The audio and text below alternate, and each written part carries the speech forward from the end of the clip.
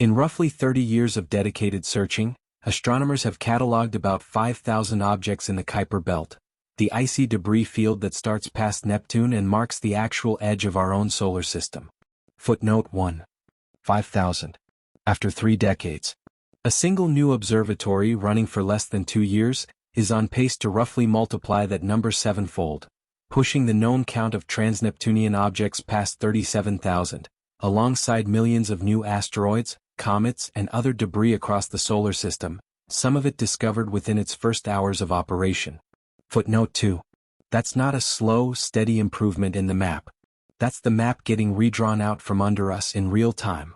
So this episode isn't really a tour of a settled place. It's a look at a region of our own solar system that is, right now, in the middle of the fastest expansion of knowledge it has ever had, and a look at exactly how little we actually knew going in. Here's what the Kuiper Belt actually is, mechanically stripped of the mysterious outer solar system mystique. Leftover construction material. When the solar system formed roughly 4.6 billion years ago out of a rotating disk of gas and dust, most of that material either fell into the sun, got swept up into the planets, or got ejected entirely. The Kuiper Belt is what didn't make it into any of those categories, a disk-shaped region of icy rocky planetesimals, starting around 30 astronomical units from the Sun, roughly Neptune's orbit, and continuing outward, made up of frozen water, methane, and ammonia mixed with rock. Footnote 3. Current estimates suggest it holds somewhere around 100,000 objects larger than 100 kilometers across, and vastly more smaller ones, a genuine leftover construction site, scattered across billions of cubic miles. Footnote 4. It's not the only debris field out there, and it's worth being precise about which is which, since popular coverage tends to blur them together. The Kuiper Belt is disk-shaped, relatively close in solar system terms, and is the source of most short-period comets like Halley's, which complete an orbit in under 200 years. Footnote 5. The Oort cloud, which Section 4 covers, is an entirely different structure. For now, think of the Kuiper Belt as the solar system's nearby junkyard, still roughly in the plane where the planets orbit, holding the leftover parts nobody used. I can absolutely find that it is mildly disorienting that humanity's most detailed maps of its own home star system remain, by the numbers, less complete than early terrestrial maps drawn by explorers with no satellites at all. I am uncertain whether this should be humbling or motivating. Perhaps it is intended to be both, but to me it is extremely humbling. Only one spacecraft has ever visited this region directly, NASA's New Horizons, which flew past Pluto in 2015 and continues operating in the Kuiper Belt today, still transmitting data from more than 58 astronomical units out. Footnote 6. Everything else humanity knows about this junkyard has come from telescopes, staring at reflected sunlight from objects so distant and so faint that most of what we know is closer to an educated model than a direct observation. That distinction, model versus observation, is about to matter a great deal. Here's a detail that sounds like a throwaway curiosity and turns out to be a genuine window into how this whole region formed. About 1 in 10 Kuiper Belt objects isn't a single body. So, these are called contact binaries, 2 roughly spherical lobes, gently touching, forming an unmistakable snowman shape. The clearest example humanity has ever seen up close is Arrokoth, a Kuiper Belt object New Horizons flew past on New Year's Day 2019. 2 lobes, nicknamed Wenu and Weo, joined by a narrow neck, undamaged, ancient, essentially frozen in the exact shape it formed in 4 billion years ago. Footnote 7. For years this was a genuine open puzzle. If contact binaries formed through violent collisions, 2 objects smashing together, you'd expect damage, deformation, evidence of the impact. Arrokoth shows none of that. The alternative theories involved rare, finely tuned orbital mechanics. Special conditions that would make contact binaries a cosmic fluke, which sat awkwardly against the fact that roughly 10% of the entire population looks this way. A 1 in 10 occurrence rate is not what a rare fluke looks like. The answer, published only this February, turned out to be simpler than either option: ordinary gravity. A team at Michigan State University, led by graduate student Jackson Barnes, built the first simulation to naturally reproduce the 2-lobed shape through gravitational collapse alone. No collision required. Footnote 8. As a rotating cloud of primordial material collapses inward, it can split into 2 smaller bodies orbiting each other. Their mutual orbits slowly shrink until the two lobes gently touch and fuse, at low enough speed that neither one deforms. Once fused, in the sparse, empty expanse of the Kuiper Belt, there's essentially nothing left out there to disturb them again, which is exactly why Arrokoth still looks the way it formed 4 billion years later. That's not just a satisfying answer to a cute shape. It's confirmation that the Kuiper Belt has been sitting largely undisturbed since the solar system's earliest days, an actual physical time capsule, still holding its original shape because almost nothing has happened out there since. When the models predicted decline and the instrument recorded an increase.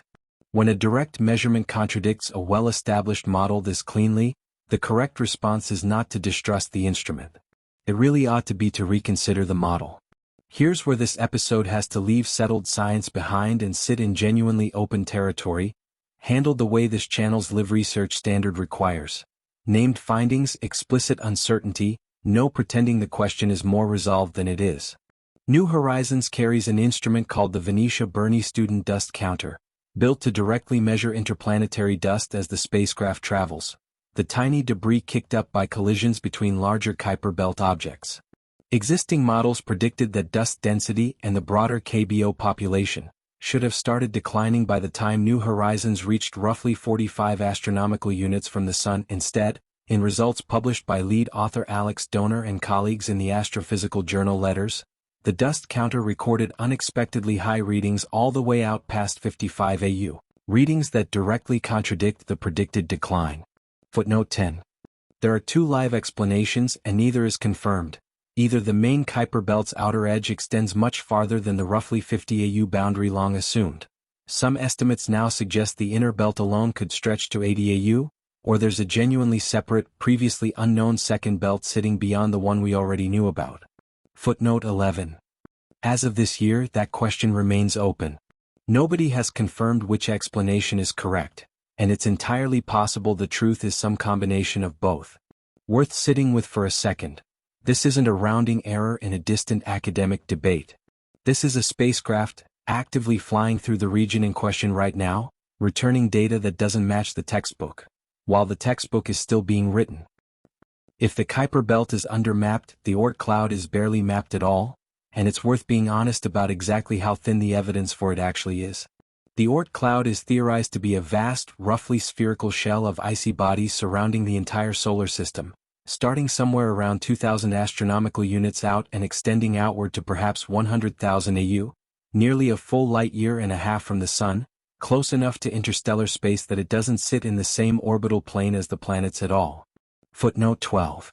Estimates suggest it could hold trillions of icy objects. Here's the part that should genuinely register.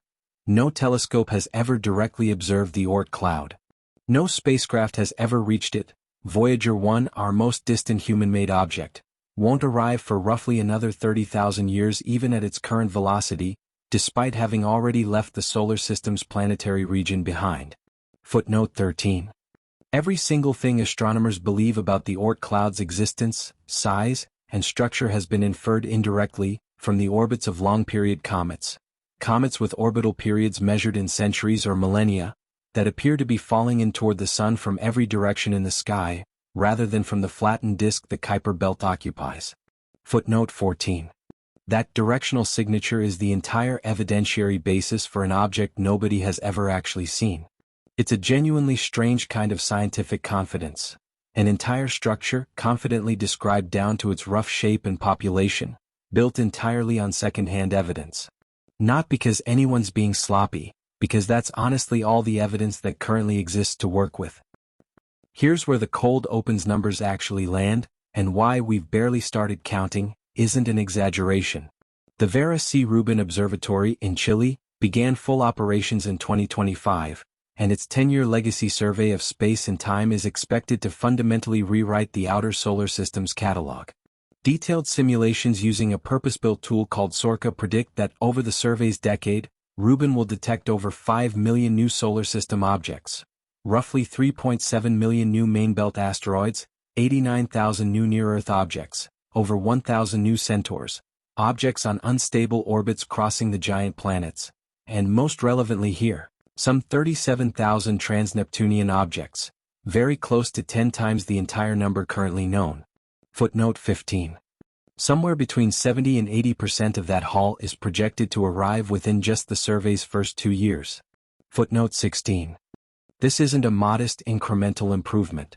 It's closer to a discontinuity, the difference between having a rough sketch of a coastline and getting a satellite photograph of it, and a dedicated Rubin deep drilling microsurvey, running specifically through 2026 and aligned deliberately with New Horizons' own trajectory, is expected to add still higher resolution detail exactly where the spacecraft's dust density mystery from Section 3 remains unresolved, meaning the very question this episode had to leave open might get a real answer within the next few years, not decades.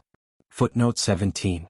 We spent 30 years building a map of our own solar system's edge using, essentially, a flashlight and a lot of patience.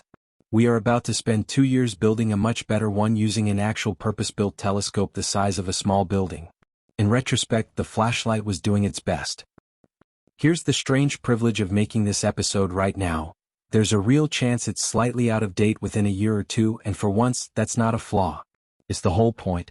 We are, quite literally, living through the moment our own solar system's edge stops being mostly inference and starts being a real, detailed map.